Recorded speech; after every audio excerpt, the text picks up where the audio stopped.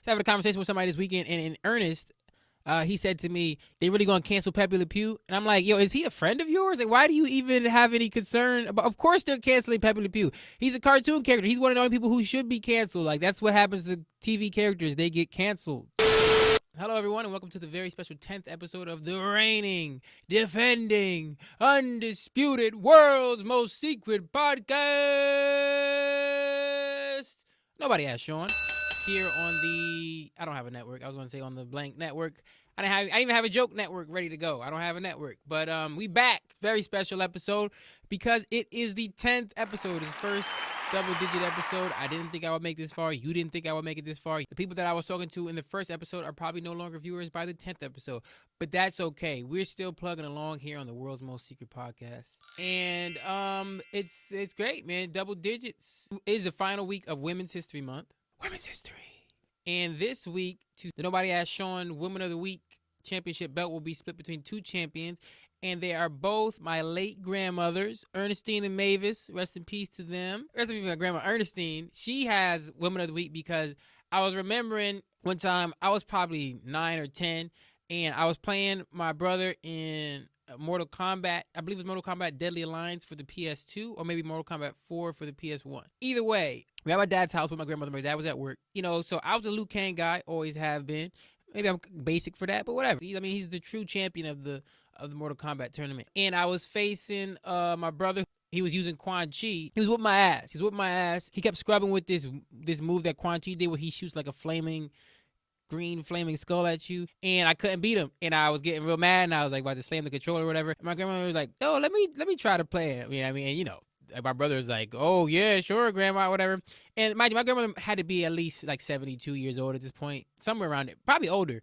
So she picks up the controller, and I think she used Scorpion, and she beat my brother in Mortal Kombat, a game she had never played before, would never play again. And it was probably the greatest thing I've ever saw an old woman do, and it just happened to be my grandmother. So it was amazing to see. So I mean, shout out to her for that. Rest in peace. She was amazing. And then my other grandmother, I want to give her Women of the Week just because my grandmother always found ways to surprise me, even in her old age. Now, I remember one time I was at my grandmother's house and we were watching Beverly Hills Cop together. It was on basic cable. And my grandmother's probably about 84 at this time, somewhere around there. And I had never heard my grandmother curse before in my whole life. She's a very religious woman. Both my grandmothers are very religious. And the only time she would curse is like she would be like cursing in, like she's Jamaican, so she would curse in patois. She'd be like, "Cha hell." You know what I mean? Kiss her teeth and like say cha, which is, I mean, it's kind of like damn. You know what I mean? It's not like a real curse word. But anyway, the point is, we're watching Beverly Hills Cop, and there was a scene towards the end of the movie, and Judge Reinhold shoots a henchman. My grandma just starts laughing. She's like, "Bitch." And I was like, "Whoa, what the fuck? Where is this coming from?" This is a shock. I was excited, but I was also like, I was kind of disappointed. Like, yo, we could have been doing this years ago. I used to get in trouble a lot in school for cursing. And I was like, yo, if you used to reprimand me for cursing, we could have been here on this level, Grandma. We could have been fucking, you know what I'm saying? We could have been doing it big together, cursing out everybody we saw in the supermarket. It was amazing to see, and there was just fond memories that I have with my grandmothers. And this is the last week of Women's History Month. I just wanted to shout out my grandmothers. So, Ernestine and Mavis, you are the Nobody Asked Shawn Women of the Week.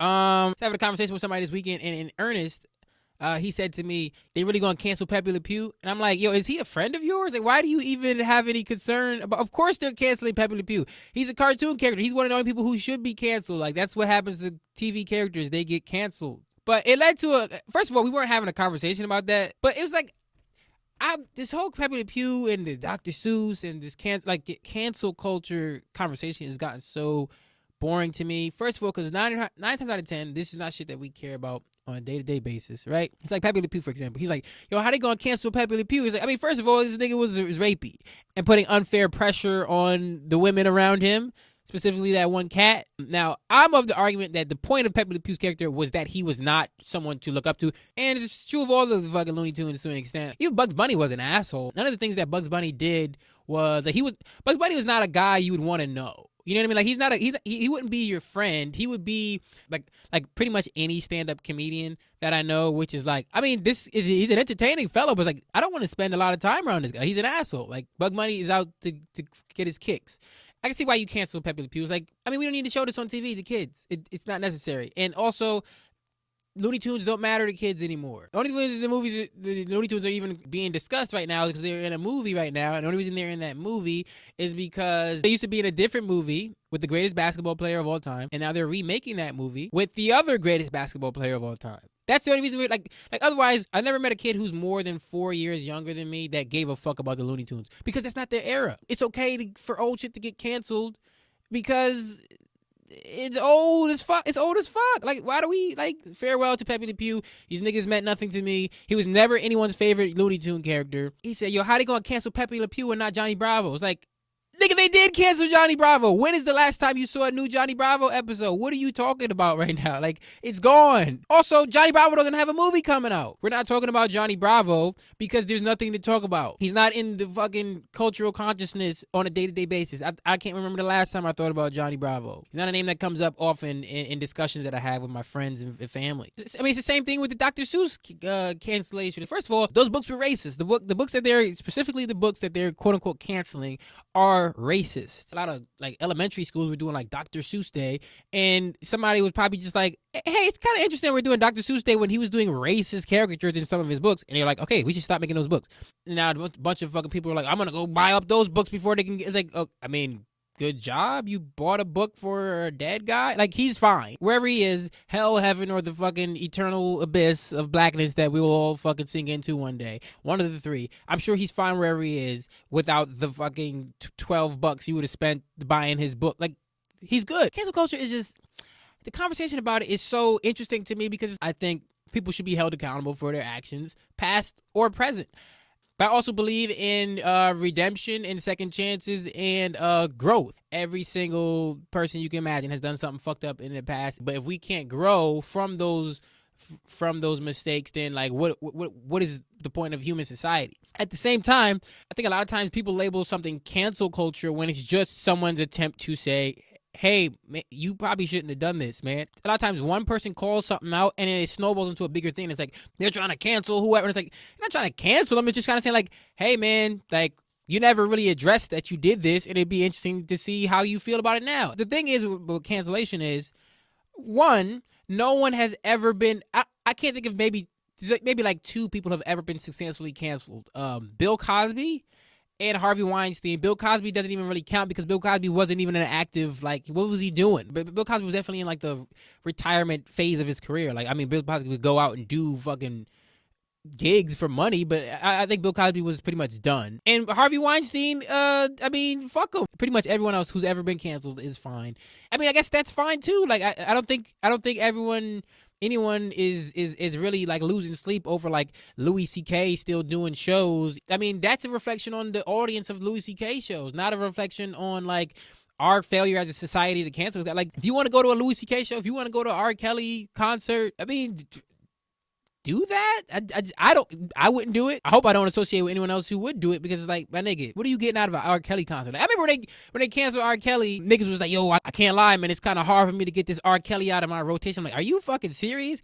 Niggas was really listening to Bump and Grind on their morning commute. It was so easy. I wasn't listening to any. The only R. Kelly shit I was listening to is like Step in the Name of Love, Happy People. I mean, I could. There's other shit I could dance to at a wedding. I'm good. Earth, Wind and Fire has a lot of jams. Cameo has a lot of jams. Like there's so many others. Like the Cupid Shuffle is awful, but hey, I'll do it. You know what I'm saying? Like we're good on the fucking Step in the Name of Love. I'll step in the name of justice. Fucking yeah, but anyway, my point about cancel culture is nobody's trying to cancel you niggas. A lot of people be crying about cancel culture who don't do shit. You're not a celebrity. You're not an important person. No one is trying to cancel you. They're just saying, hey, stop calling me a nigger. Try harder to be a better person. You know what I mean? That's all cancel culture is. I think people are allowed to grow, but at the end of the day, I mean, what is real growth? People need to now put into practice that growth and not just say it. A lot of people come out here and apologize, but not actually show that they're really willing to make changes in the way they conduct themselves. But a lot of you niggas, y'all don't do shit, and nobody's trying to cancel you because there's nothing to cancel. You work at Comcast. You could cancel your service. We'll cancel your Comcast service. That's it. And similar to the cancel culture conversation, is like the Me Too conversation. I hear a lot of guys say, yo, you can't even talk to chicks no more. It's like, I got to be careful. It's like, I think one of the points of Me Too is you should have always been careful about how you talk to women and careful how you conduct yourself around women, because I think a lot of the things that men fear about Me Too stems from attachment that we felt to women's attention. You know what I mean? Like, it's not even just down to like inappropriate touching or any inappropriate like sexual acts. It's down to like, I remember a few years ago on Twitter, there's that video of like the street harassment videos where like the woman was walking around and people were saying like, hey, you beautiful, hey, come over here. I remember a lot of men was like, yo, you can't even do it. It's like, well, it's not that this is like morally wrong. It's like, why do you think she needs to hear that you think she's attractive or unattractive? That's the sort of thing about this whole evolution of like the courting dynamic, is that like, I think what it boils down to is a lot of times like, yo, you wasn't supposed to be saying that in the first place. Not that it's like it's evil to say, yo, you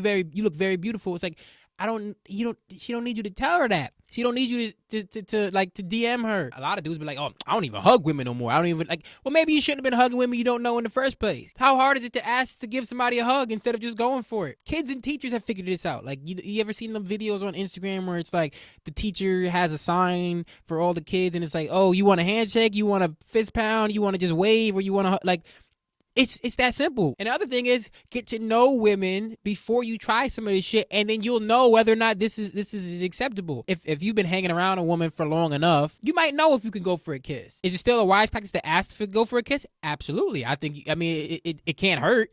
But a lot of times, men are trying to do stuff where like you ain't have the signal yet, bro. Niggas be worried about getting Me Too. It's like, by whom? And maybe you do need to be called out. Yeah, I mean, maybe you is doing wild shit. But what I will say is, the thing is, like, if you approached a woman and you were sore forward with her, that may or may not be the wrong approach. But it's definitely the wrong approach if you were being rebuffed and you're continuing that approach. Like, sometimes you just gotta chalk it up, bro. Finally, I just want to talk about, I want to be delicate about this conversation. After the tragedies in Atlanta last week, there was a lot of, on social media, hashtags like Stop Asian Hate and very similar things geared towards bringing awareness to and preventing hate crimes against Asian Americans in this country. That were focused on bringing awareness and preventing hate crimes against Asian Americans in this country. And I saw a lot of pushback from certain groups about like, one thing happens as Asian people and now it's Stop Asian Hate. Like, this is not the first incident. Like, just because this is the first one you're aware of doesn't mean this is the first incident. I think in the last year there was a 150% increase in hate crimes against Asian Americans. There was numerous incidents from all over the country. You're gonna just say Stop Asian Hate because of a few? Yes. This is you hating right now. If you're saying how come they bringing attention to this and we didn't, that's literally you hating on Asian people for getting awareness brought to their thing. Is there a position that black people take where it's like, it feels like we have to go through so much for light to get shined on our issues? Yes, but that don't mean that Asian Americans or any other marginalized group don't deserve the right to get light shown on their issues as well. If you're really about equality, if you're really about solidarity, that means equality for all. That means solidarity for all. I see some real nasty stuff like, Asian Americans didn't support us in the past. First of all, that's not entirely correct. Has there been historical tension between Asian Americans and African Americans in this country? Yes. And that's not something that's invalid, but that doesn't mean there's not a history of solidarity and support between these groups. Throughout the 20th century and the 21st century, there's been coalitions and groups and organizations involving both black and Asian American people. And I think we got to pull everybody up. We can address those issues without trying to exclude other marginalized groups, because it all stems from white supremacy. I was reading a very fascinating article in Vox. It was just talking about like how so much of what we think of tension between those two groups stems from white supremacy and in the attempt from the groups in power to try to divide the groups that are not in power. And ultimately, every worthwhile and truly great leader in this country at some point realized that the way forward is through equality amongst all marginalized groups. It's only equality if it's equality for everybody. All right, on to questions. First question: what's my favorite hoodie? This might be my favorite hoodie. This Foresight Prevents Blindness hoodie that I got from Aisha Siddiqui on Twitter. I got a lot of hoodies I like. I got this Vince Staples Prima Donna hoodie that I love. My home hoodie, my Dead by 5 AM hoodie. I got a hoodie that I bought off of the person that asked me this question. They were wearing it, and I said, how much for that? And they were like, are you serious? And I was like, yeah. Sent them, cash out them some money, and then I wore it on the show last week. My next question, did you design your logo? I mean, I drew it out, but my best pal Ivan, who designs things, logos and graphics and such, he's the one who made it look like an actual logo and not the terrible drawings of a second grader. Also, what up with that mug? The mug is coming. I'm just working on some things. If anyone's going to have the mug, you'll have it. Maybe I might not even mass produce the mug, but you will have a mug. The person who's asking this, I will get you a mug for sure. What is your most worn t-shirt? I have this white Vampire Weekend, Modern Vampires of the City shirt that I've worn so much that it started to get super dingy. And then Vampire Weekend website no longer sold it, and I was really upset. And then I found a replica of it that somebody else made, and I bought that one, and now I still have that. I have both shirts, and one is super crispy white, and one is not as crisp. What do I carry everywhere I go? Other than my phone keys and wallet, I used to always carry my iPod everywhere, but then my iPod broke. But other than that, I always try to carry a book everywhere I go. Whatever book I'm reading at the time, I try to bring everywhere I go because, like, let's say I'm driving somewhere and my car breaks down, at least I'll have something to occupy my brain until the tow truck gets there. And also, I just like reading. What is your favorite type of chair to work in? I love gaming chairs. I wanted to get a gaming chair to use on this show, but them shit's wild expensive. I even tried to find something on, like, Craigslist or Facebook Marketplace. I couldn't find them there either, and it's like, I don't know, but I'm gonna get one eventually. I love those. This one just says, why do Spanish love black nigga? I don't know. Why do Spanish love black nigga? That's one of the questions that we as humans have been pondering since, I don't know, since we've had consciousness. Why do Spanish love black niggas? As long as there's been a Spanish and a black nigga, we've been wondering, like, why do Spanish love black nigga? I don't know if we have any answers. That's certainly something that, thousands upon thousands of philosophers have stared up into the night sky looking at the stars and just thought, why do Spanish love black nigga? The world may never know. Top 5 favorite foods, macaroni and cheese, cornbread, pastrami. Pastrami is such an underrated food. It's one of the best meat. Colombian arepas. No shade to Venezuelan arepas, but Colombian arepas are superior. Basically combines my love of macaroni and cheese with my love of cornbread. I mean, it's not stuff with macaroni and cheese, it's just stuff with cheese, but I love cheesy stuff. I love corn tasting stuff, and that shit is Colombian arepas are one of the best foods. If you don't like them, fuck you. And this is not food, but mango high chews and Haribo twin snakes. 2 great candies that I will put in the food category. And finally, most awkward moment in high school. There's been very many, but this wasn't even in high school. This is one of my most memorable awkward moments for me was I was in middle school, I think middle school or elementary school, and we had like a pajama party, and I got a boner during the pajama party. My pajamas were super tight, so it was pretty obvious. And it was my first boner ever, and I vividly remember somebody saying, Shawn has a boner. And it's very embarrassing, and I feel bad for everyone who had to see that. And I feel bad for my mom, who's probably watching this right now and saying I didn't want to know about my son's boner. But I had my first boner, and I believe it was like 5th or 6th grade, in the cafeteria at Lincoln Bassett Elementary School in New Hallville, New Haven, Connecticut. And I remember pretty much every girl who was there that day, and I'm just so sorry to you guys. And that's the segment for today. That's the episode for today. Thanks as always for checking it out. Like and share and subscribe and all that stuff. And if you're on Instagram, hit that little save button so people could see this, I guess. I don't know. Thank you for watching 10 episodes of this. If you haven't watched 10 episodes, just go back and watch the other ones so you can say that you've watched all 10, and that will make me very happy. Oh, movie recommendation. I will recommend one of my favorite movies, The Nice Guys, 2016's The Nice Guys, starring Ryan Gosling and Russell Crowe. Written and directed by Shane Black. Very funny period comedy set in the 70s. There's nothing really else to say about it. I love that movie a lot. And that's it. As always, Hulk Hogan, we coming for you, nigga. Oh, and happy birthday to my birthday buddy from high school, Ingrid. Shout out to you. Over there. I don't remember asking you a goddamn thing.